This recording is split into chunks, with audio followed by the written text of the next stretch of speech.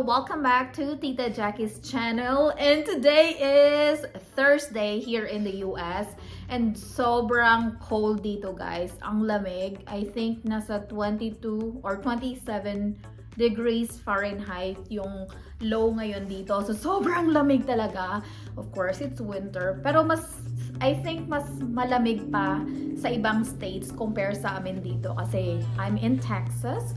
So by the way, for those who are new to this channel, my name is Jackie. You can call me Tita. And we are doing a 30-day challenge ng mga kaibigan ko dito sa US. So we challenge ourselves to upload video every single day for 30 days and see what will happen. So we're doing that challenge, and today is day 3 of 30. So day 3 na ngayon guys.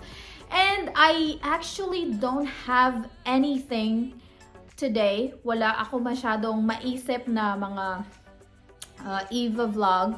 So I'm currently on my lunch break and I'm cooking my rice. So while it's cooking, I just decided to get this phone and start vlogging. So let's talk about K1 visa. I miss talking about K1 visa. It's because it's been a long time that I haven't made videos about K1 visa, and as I was reading my phone, I do have a K1 visa page, and currently I'm not really sure exactly how much members do I have there, but I think it's around 15,000 members on my K1 visa page. So I've seen a comment there. She's asking if which one is better, a spousal visa or a K1 visa. So I will be providing you my honest opinion. This is an opinion, okay? Take note, opinion. I'm not saying that this is the right thing to do because every case is different. So on my personal opinion, I'm sharing it with you on what I think is the best visa that you'll get, okay? Also, based on the current situation, we're on a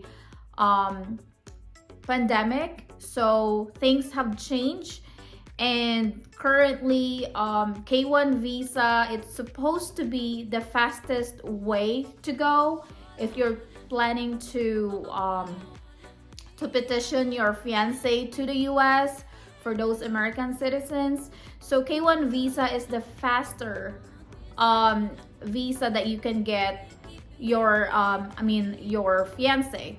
But currently, due to pandemic, they prioritize immigrants. So K1 visa is like tourists. So it's non-immigrant, and you know, it's not a guarantee that they can stay longer here, because that's why they gave the visa to the K1, or let's say fiance, for only 90 days. 90 days is for 3 months for them to you know, test. It's like testing the waters. So they have to test if the relationship will work. If not, then they have to go back to their original country. So what I'm saying is, like, they need to be with their fiancés for 90 days, and then if they decided to marry, then yes, that's great.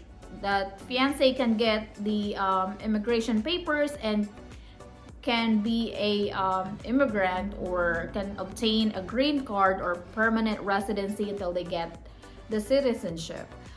But if the marriage or the relationship won't work, then they cannot extend or find something else, or somebody else, not something. So they can't find somebody else to marry if the relationship won't work with the person who petitioned them.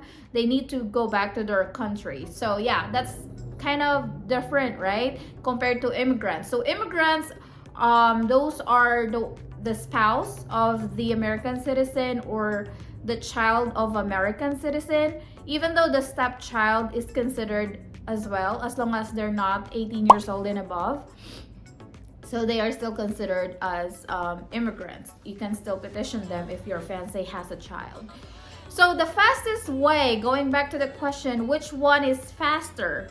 The fastest way before pandemic is K1 visa, because it only takes 6 months up to a year for you to get your fiance to the US. And spouse visa, it takes longer than K1, but that's before pandemic. Currently, during the pandemic, spouse is faster than K1. K1 has stopped, so they don't have interview appointments. But immigrants, they do have skeletal employees at their U.S. embassies, and they prioritize those immigrants. So I also wanted to share a story that the difference between K1 and spouse. Okay, when you say spouse, there's also two visas that you can get, CR1 and IR1. So the CR1, I believe, I'm not really sure, but when I edit this video, I'll just try to put a caption because I'm not really 100% sure. It's like cold here and don't want to move. So anyway, so yeah, I'll edit this video and I'll try to search it. If I'm correct, then yeah, you don't see any text on that screen. So CR1, if you are married to your spouse within or less than 2 years. So if you are married to your spouse for over 2 years, then you'll get the IR1, so immediate relative visa. But the CR1 is conditional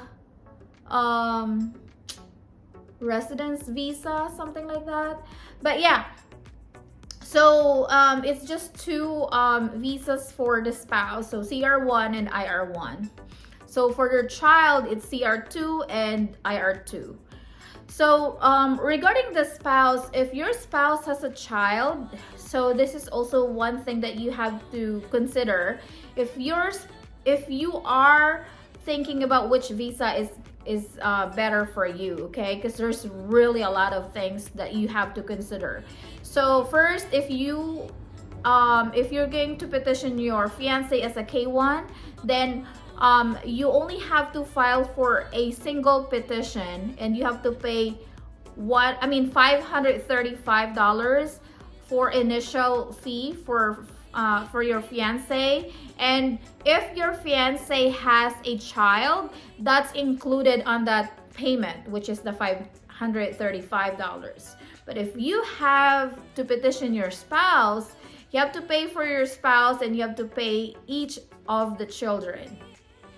All right, so yeah, also one thing to consider is that the fees when you're filing for a spouse or a K1, I think spouse is really way to go if your income is really that tight, because if your income is really cannot afford to to support like additional person, it's gonna be hard.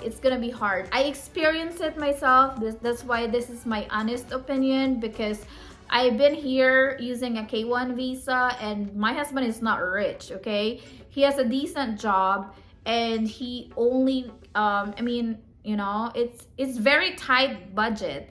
So once you file for a K1, you are not allowed to work in the US for such a long period of time. It takes 6 months to 1 year for you to be able to start working, okay? Because it's illegal if you get here and you don't have documents and you start working, okay? So that's what happened to us. I've been here for a K1. I did not work for 6 months, and those 6 months is very, very doomed months because it's very, very hard. There are times that we don't even have money to pay for our rent, okay? We end up selling stuff just to cover the rent. So for spouse, once you get your spouse here, the day that they enter the US, as long as they have social security, they can start working, okay? Because they're immigrant. So if you can afford to support another person, then K1 is good. And also, one thing that you have to think about is there's a lot of fees, because K1 is not just petitioning your fiance to go here, but you also have to get a green card, and that green card is actually gonna cost too much. It's 1,225. So like I've said, I do have a Facebook page which has 15,000 members. Even Americans are posting comments there and saying that, hey, we got married already, so what's the next thing to do? Like, do I need to file for the green card for my wife now? Because it's too much already. It's 1,225 and I can't afford it.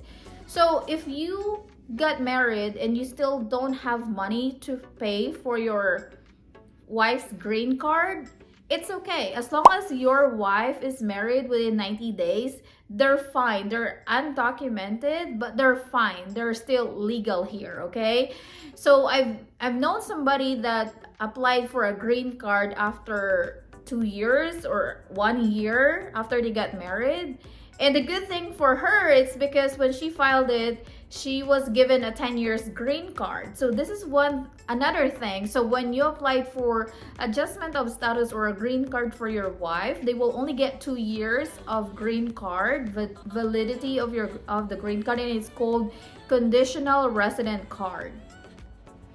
So after 2 years, you have to file again to remove condition on that green card, and that's another fees.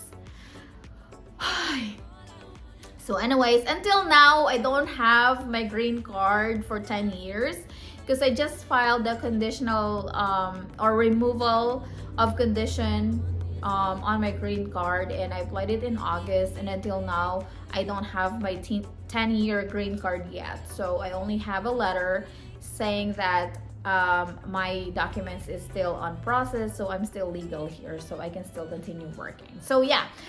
I know my video is not organized because I did not prepare for this. I did not make a list on what to say. So it's kind of like jump to one topic to another, things like that. So I hope you understand.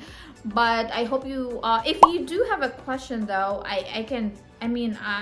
I'm free. When I'm free, I can answer all of your questions on the comment section down below, or you can join my Facebook page if you're not yet a member. I'll also include the link down on the description box.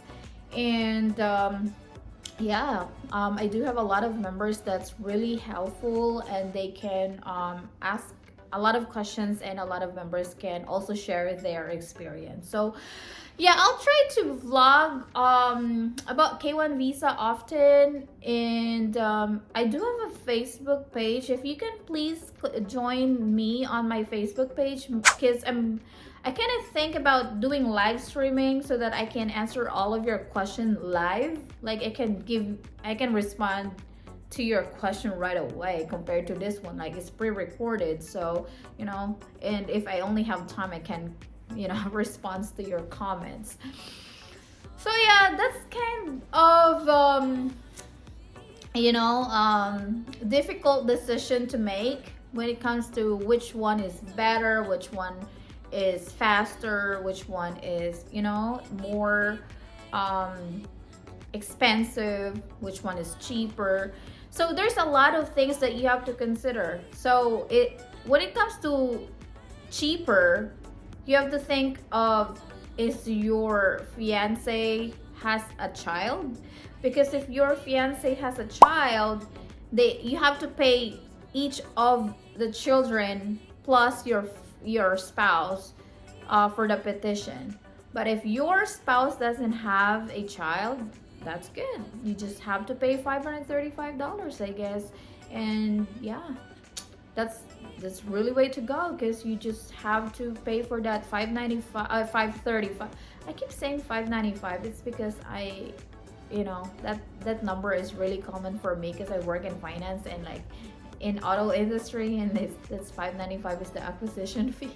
So I'm sorry. Anyways, yeah, $535. You just file that, and if there's no child, then that's it. then your wife has a green card when she gets here. But if it's a K1, I mean, if your fiance has a lot of children, then K1 is way to go to save money. But then you also have to pay for the green card anyways, for each child, so it's not free. But yeah, I know it's a lot of things that you have to consider. But anyways, this video is very long already, and I'm trying to make it shorter. So if you have any question, again, please comment down below, and I'll try to answer those questions as much as I can. And honestly, if I don't know the answer, I just say I'm sorry, I don't know. Okay, so I'm not pretending that I know everything. So I will try to answer your question and do some research, but if I still don't know how to, answer it, then I'll say I am sorry, I don't know. So yeah, please consider subscribing to my channel, and click that notification bell so that you'll get updated when I upload a new video. And again, please join me on my Facebook page. And if you want to join the fiance visa group, you can also join that group. It's very helpful there. All the members are really trying their best to share their experience, and you can see a lot of people there from different countries as well. So yeah, I hope you like this video, and if you do, please click that like, and again, subscribe to this channel for more videos related to the K1 visa, okay? So Tita Jackie is signing off because Tita Jackie has to eat her lunch, okay? See you again tomorrow on our day 4 of 30, but today is day 3 of 30, okay? So thank you and have a wonderful day, and always remember that you are amazing and you are loved.